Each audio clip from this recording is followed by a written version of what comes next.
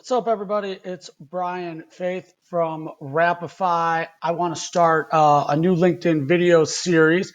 Every Monday, I want to talk about something that's near and dear to my heart that I love talking about very, very much, whether it's my personal life, talking about basketball, or it's through Wrapify and in the out-of-home industry, talking about mobility, and that's data. So I'm bringing Data Mondays to you, and I'm going to start with something really simple that I've posted about before, but that I think is really important. And that's that people are outside, people are driving, there's traffic all across the country. I think we kind of, the first wave of coronavirus lockdowns kind of implanted something in our minds that said things aren't the same, things aren't normal until I can go back to the gym again, or until I can go eat inside the same restaurant and bars that I used to.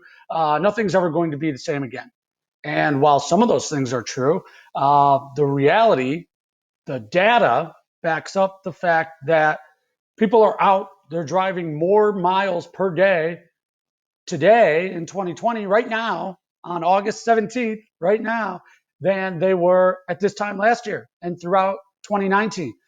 So I think continuing to talk about this data, continuing to bring it to light, not just as an out of home vendor and in the name of Wrapify, but everyone in out of home, right?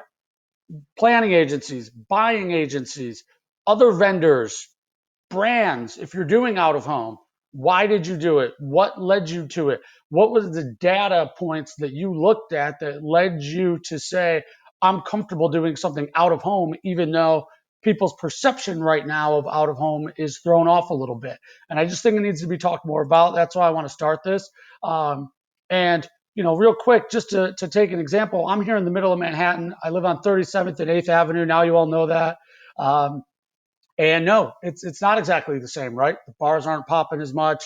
I did go to dinner on 9th Avenue on Friday. It was pretty lively. There were a lot of people out. Everyone was wearing masks. Everyone was distanced. All the establishments were following the rules. That part was great. But maybe there wasn't as much traffic. Well, that might be anecdotal.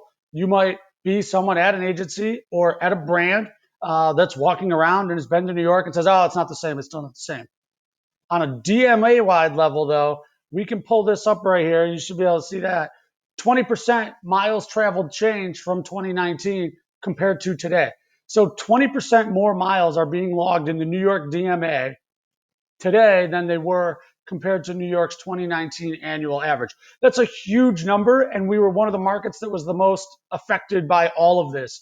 So even in New York, there is traffic again. There are cars on the road. It's just that maybe folks are going to different places and that part hasn't normalized yet. But they're out. It's just about reaching them where they are, right? So what type of hyperlocal exposure can we find, and what types of places can we find where that exposure is going to matter and stand out even more than normal, right? So Google's data shows a lot of residential, obviously, parks, another big one. Let's get outside in the summer, right?